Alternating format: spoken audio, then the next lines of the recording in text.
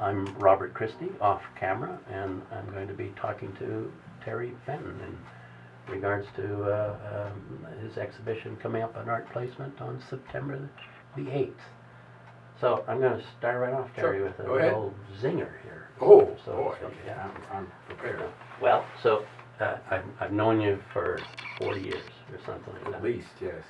And I knew you first when you were the assistant to the director at the Norm Mackenzie. That's correct. Then you went to the Edmonton Art Gallery, you went to the Leighton Center, and then you eventually came here to Saskatoon with the Mendel Art Gallery. That's right. A small correction. Uh-oh. It's the Leighton Foundation. There we go. The Leighton Center is advanced. The Leighton Foundation is right south of Calgary. Well, I'm sorry for the error. That's all right.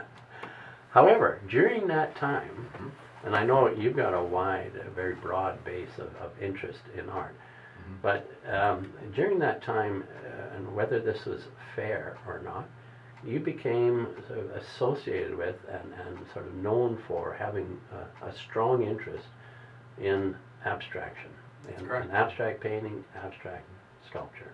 That's right. So that's the basis of my question. Why do you paint this way? Having that as a basis, and can you just explain? Sure, I can. Yeah, actually, someone once, a docent in Edmonton, asked me the same question and suggested it was perhaps a little not immoral, but hypocritical to paint the way I did in relation to my interest. There are two answers. The simple one is I'm better at this than at abstraction.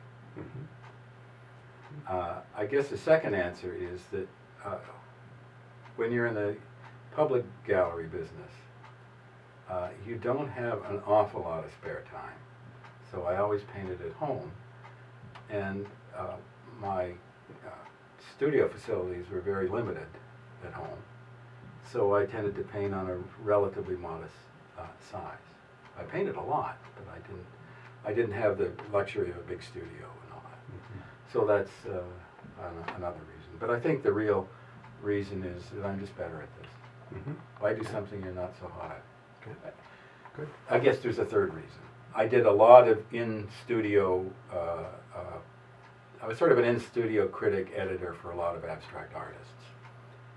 And when I painted landscapes, it meant that I didn't go in and say, well, I would have painted an abstract picture this way or that way. I have more trouble looking at landscape paintings in other people's studios that way than with abstraction.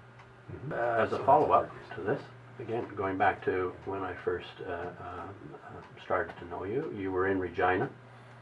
And in fact, I have a painting of yours from the Regina time period. I think I know the painting. It's looking out your window, I believe, or out of your backyard at the, I think the airport was off in the yeah, probably, yes. There's a big thunder cloud coming in and so on. I remember that. Well, so what you were doing then, and that was probably late 60s or maybe early 70s, that's right. You're still dealing with in the landscape. That's right. Now, you've talked about this in other situations. You prefer southern Saskatchewan now on balance, as a sort of a basis. Yeah. Can you elaborate on that? And in particular, I know you've mentioned there's a tendency amongst landscape painters in this area to go north. That's right. You go south. That's right. Can you expand on that? I sure can. One simple reason is that I was born and raised in Regina, and that was the landscape I grew up with, and I'm, more at home with it maybe, and I think it's extremely beautiful. A second reason is that hardly anyone has ever painted it, and so in a way, it frees me a little bit. It's very difficult to deal with the open flat prairie landscape in a traditional sense. There's hardly anything in the foreground, and there's not many objects in it to vary the composition and so forth. And but that's a challenge too. Mhm. And because it's so beautiful and because it's so filled with light, it gives you a lot of opportunities with color that you don't get in other kinds of landscapes. So at least that's the way I see it, and that's one of the reasons I paint that. You know, I really gravitate to that incredible sense of light and atmosphere in the prairies. Mhm. One of the things I guess one of the ways I look at it is I use color to create the illusion of light. And you know, it's the challenge I guess I'm faced with when I paint. Mhm. Well, that ties into another question, Okay. and you've already mentioned that you know the horizon is low and there's not much in the foreground. Let's Yes. say. Now you, I suspect, I'm not sure, but I suspect you actually even diminish, or let's say reduce the foregrounds even further, Yes. perhaps. Like we don't get the little shrubs and the vegetation that's right up close with That's a right, lot of yeah. landscape people. Yeah, I wish I could do that. Okay, Maybe I but- will someday. Well, I was wondering though, Mhm. if it's not a part of,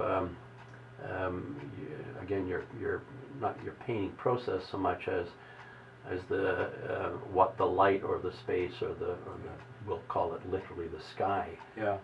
encourages you to do because of the amount of it.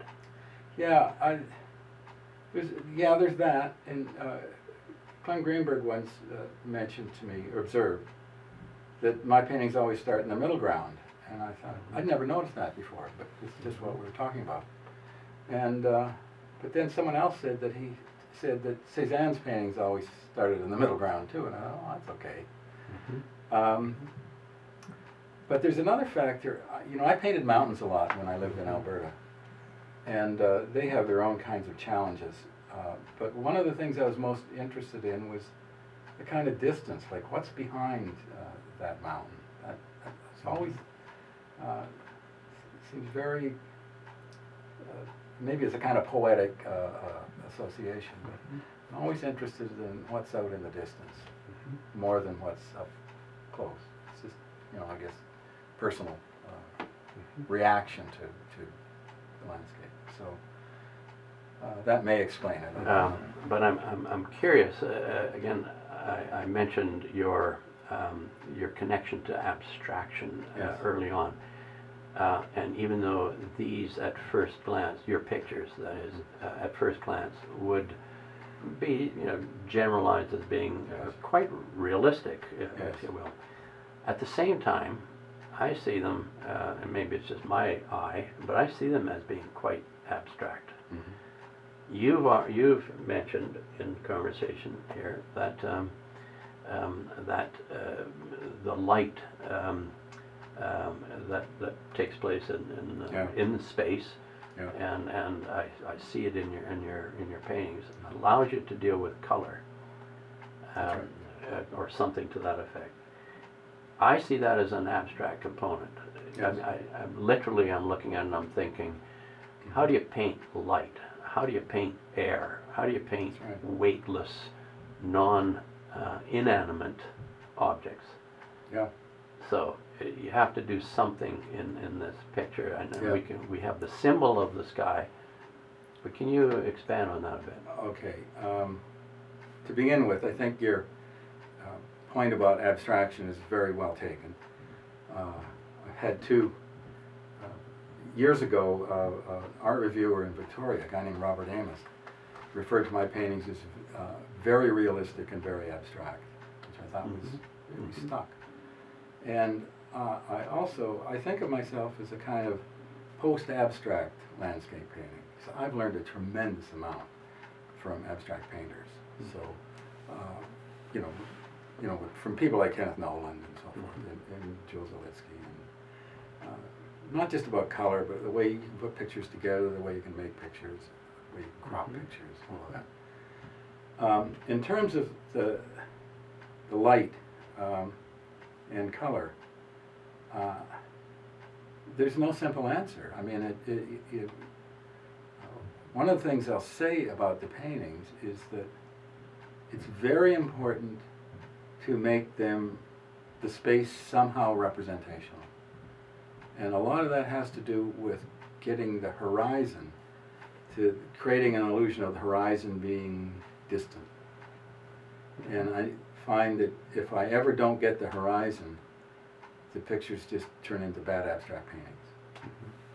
So somehow or other, even though they're informed by a lot of abstraction, there has to be this kind of realistic element to tie them together. That's not always done. It's done with everything, you know, just paint handling, color, drawing, proportion. You know, there's a whole number of factors that enter into that, and so which makes each new painting a challenge. You know, they're not done to formula at all. Well, in order to get the horizon to sit back, Yes, you have to give certainly the illusion of space. that's correct. That Yes, the viewer has to have That's a sense of going into space. that's right. That's right. It's an interesting, again, I don't want to belabor this, but Yeah. dealing with space, or certainly the illusion of space, is absolutely contrary to general abstract That's theory as we know it as in Western painting, Absolutely. which is dealing with diminishing space and in essence the denial of space. Yes, exactly. So you've kind of reversed the tables. Yes, I have. Yes. Yeah.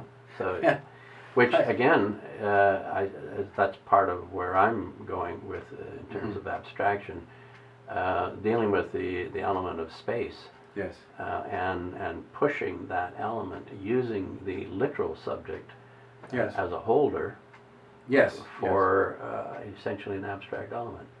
Yes, I know, and I can't go into it much more than that. I mean, the traditional way of getting space is, you know, with things like S curves and with, you know, diminishing things like roads and so forth, and differences in scale between foreground and background and all of that. And I, you know, occasionally do a bit of that, but I try to minimize it a little bit. And why I do, I don't quite know. I think the reason I try to minimize that is I want this sense of wholeness to be the first thing you get out of the picture. Not a sense of composition and arrangement and all that, but this kind of immediate sense of wholeness that you get, especially in a prairie landscape. I mean, you go out there and you look around and you just sort of go, wow. And I know this is, I mean, many other people have had that same experience on the prairies. You know, either they hate it and are afraid of it, or else they're just kind of overwhelmed by it. And that's sort of what what draws me. Your horizon line running horizontally all the way across with any reference to buildings or trees or what have you that might be vertical elements in the landscape are pretty much diminished. You don't overstate those. That's and right. Consequently, you don't have the viewer looking at a specific focal point. That's right. I try to avoid that. Hence, going back to your idea of, or what you're saying about That's right. a unity or a wholeness of, Sometimes there's a, you know, usually my buildings are fairly close to the horizon. You know, they're fairly small in relation to things. And that seems to suit me. And also, it's there to just sort of enhance that effect of wholeness or something, or to clarify it or something like that. I don't know quite the right word. Paintings are, painting isn't a literary art. And describing a painting doesn't give you the sensation of what it is. A lot of people think that you can do that, and you can't. So, and a lot of the things that happen in art are just beyond words. I mean, it's a visual art, and it's built with visual things, and it's for your eyes, and trying to nail down these things doesn't always work.